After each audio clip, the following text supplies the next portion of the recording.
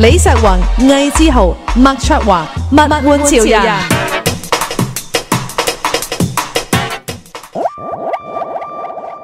科技品牌嘅競爭白熱化已經唔係一朝一夕嘅事，佢哋一方面為咗討好股評人同投資者，另一方面又要俾大眾信服品牌喺市場上嘅領導地位，無所不用其極啊！呢個品牌係年輕人最受歡迎，嗰個品牌呢，就係商務人士嘅最高銷量。無論點都好，唔可以輸，一定要贏。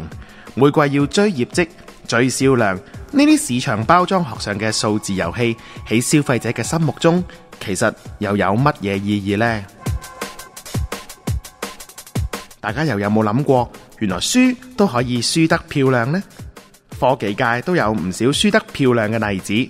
早年手機品牌諾基亞風頭一時無兩，但係喺智能電話嘅年代，佢哋無論喺銷量、受歡迎程度，一次都未贏過。但係你同我應該都記得佢哋耐用嘅電池、點跌都唔爛嘅機殼，或者佢哋經典嘅貪食蛇遊戲，絕對係大家嘅美好回憶。輸都輸得好睇啦！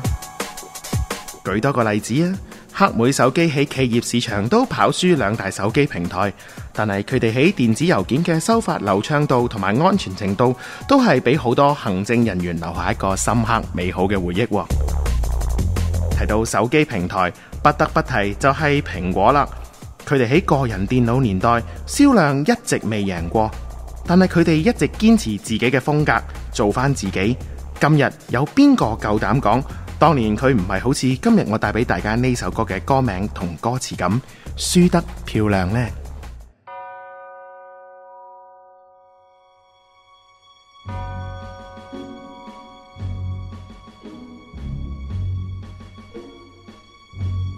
錯什麼？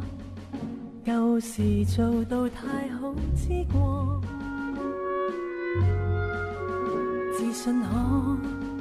立正去承受再過，誰都想趁慘敗去羞辱我，偏偏很高貴地說未跌低就當做打和，怕什麼？越贏越怕最終出錯，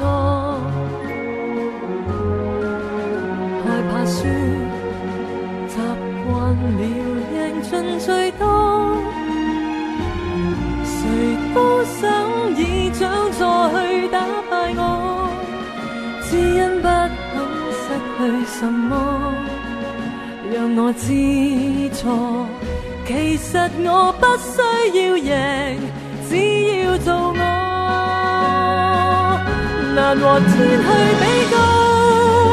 我輸得起都驕傲，以最美的風度，着最閃的戰袍，受過苦的心境更加高，從前輸過都好，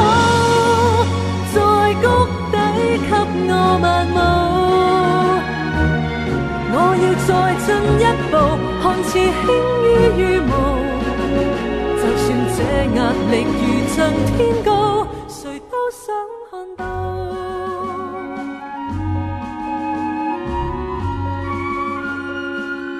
重複講錯不再，錯不在我，到底因此得到什麼？讓我知錯。其實我不需要贏，只要做我，難和天去比較，我輸得起都驕傲，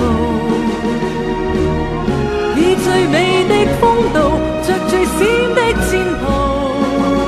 受過苦的心境更加高，從前輸過都好，在谷底給我漫舞，更進一步，看似輕於羽毛，就算這壓力如像天高，誰都想看到。